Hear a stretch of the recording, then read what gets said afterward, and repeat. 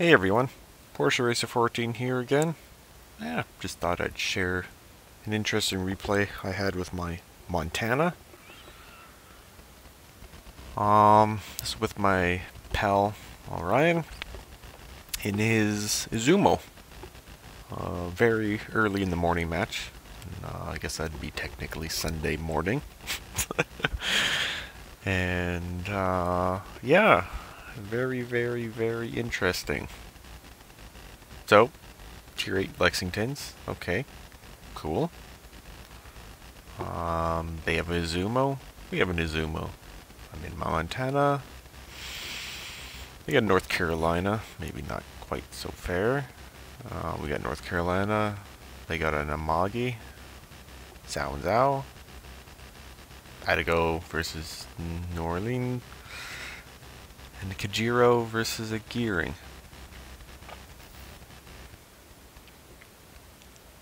Interesting. Interesting. But no Yamatos. Very, very interesting.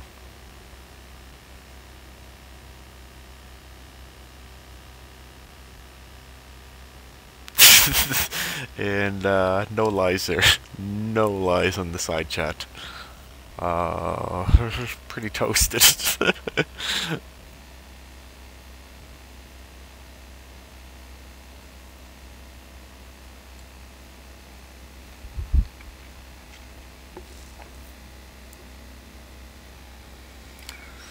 So I figure I'm gonna start moving away from there.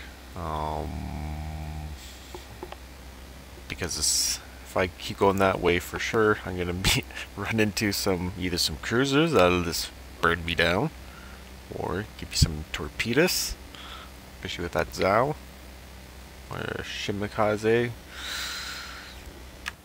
or the Gearing will spot me and just, yeah, same thing, just ghost fire. So I'm just, nope, just gonna move up here and try to keep some islands between me. That being said, as you move north on this map, anything that appears kind of in this area in their team, you can generally, on most battleships, even on the Montana, and it doesn't have great turret traverse or turret angling, you can hit a good part of it at least before, you know, you have to start moving your ship around.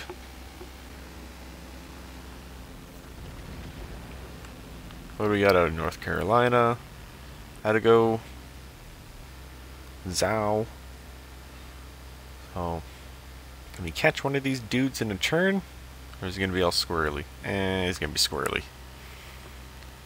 North Carolina. Just gotta be all squirrely.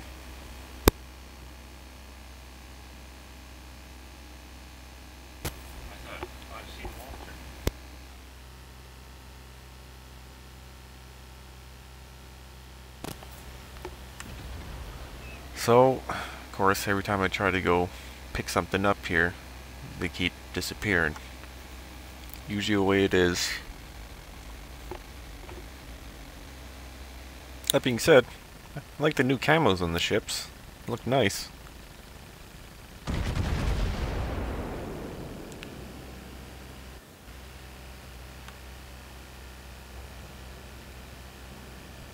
Of course, trying to estimate and hit anything at this range. And yeah, he's starting to turn.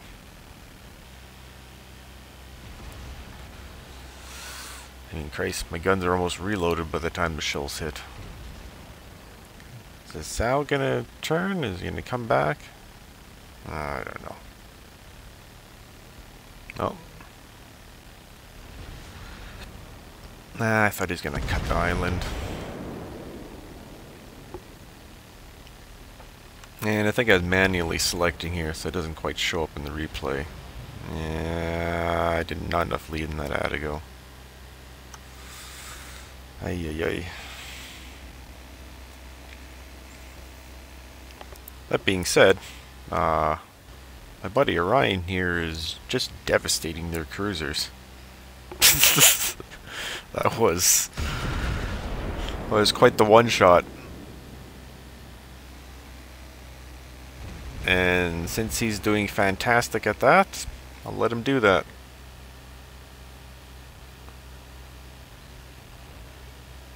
Alright, we got a few of that North Carolina. Jeez! Look at that. 2 for 2 salvos.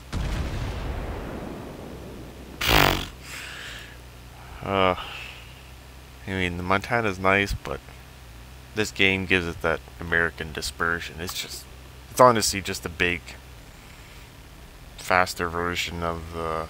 Uh-oh! Pulling a Notzer. Not paying attention. But yeah, she's just a big New Mexico. Big, fat New Mexico. At least in the way it fires.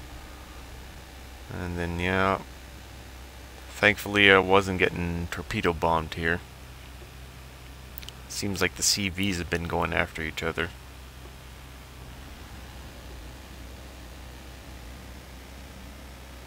But I'll help shoot down some planes. This thing's got fantastic AA. Yep. Gonna lose some planes, dude.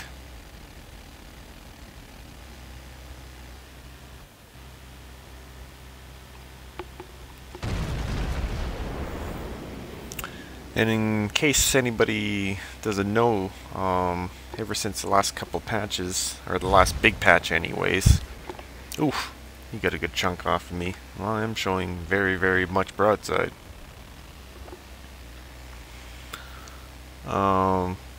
If you shoot down an enemy CV's entire squadron, they're introduced a penalty to recreate that squadron again.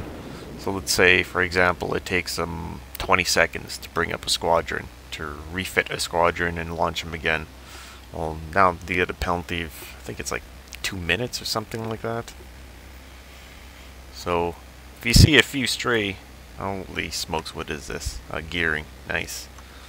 So if you see a few stray planes, you know, going by your ship, try to target them if you can. You know, hold down control and left click it. Well, unless you haven't changed your mapping, but it's generally how it's done in the game. Controls, if you hold down control, it just allows you to interact.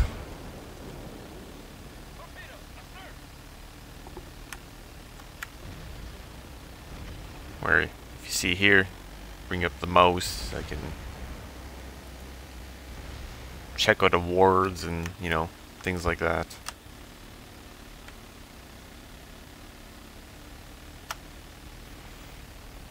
There we go. There's that Izumo. It's a lot of broadside, dude.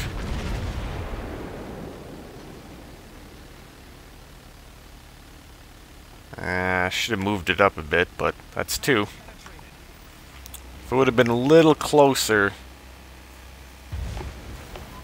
Oh, you might have been wondering, well, why didn't you just shoot at the front? I mean, that's where all the turrets and the main citadel is. Yes, but the dispersion, you have to understand, is great. I want to get as many shells as I can in there.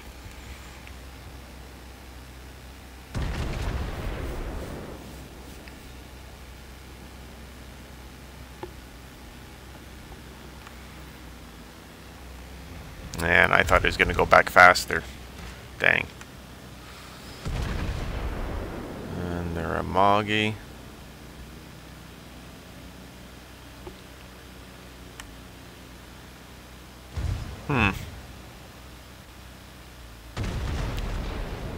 Sometimes those waterline shots. Ah, dang. Nothing.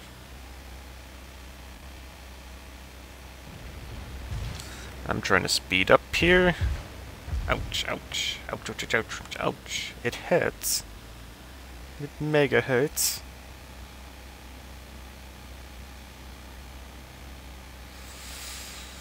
Oh, I think the next couple captain points I get on here might do the turret traverse. We'll see. Ay, ay, ay. That dispersion. But it was enough. Of course, right? The last shells. Citadels. Now that Amagi's like, you take up my friend, I run.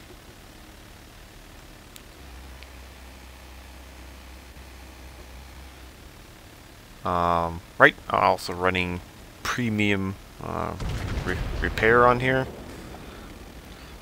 It just, yeah, so much quicker. Of course, running flags. What is that? I think it's Juliet Hotel or whatever. You know, plus 20% to your repair party and all that jazz. It's high tier, man. Those are almost a necessity. Oh, whatever plane that was is gone. Just brutal.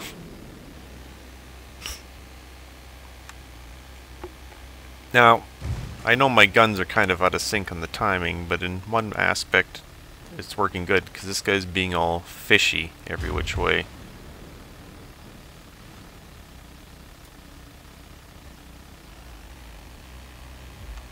So unless he wants to take a bunch of damage...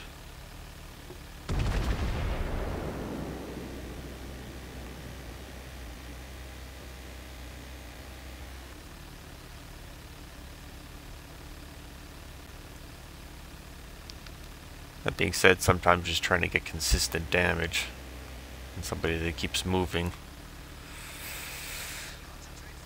I don't know, maybe if it's better to shoot HE at something like this, but then, you know, he does something like this where he turns in to show some broadside. So it's like, really? So I'm trying to estimate here. Is he going to keep churning? Is he going to keep churning? Is he going to keep churning? My shell's going to get there in time? No, they're not going to get there in time. Sometimes I don't understand. Oh well, that was my bad aim. I thought he would turn his ship into the fire.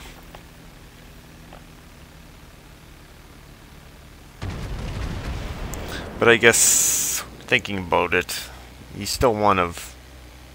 Because of the dispersion, you kind of want to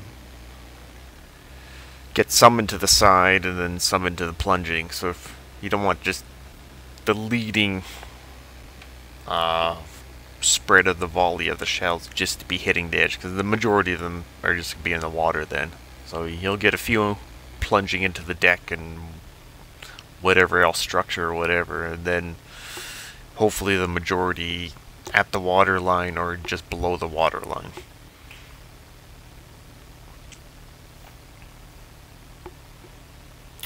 And there you go. On to the Lexington.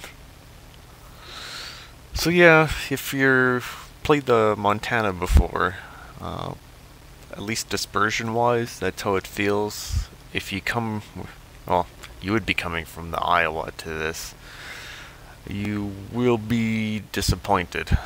The dispersion's not quite as tight, but it's still a fun ship. She still can hammer it out.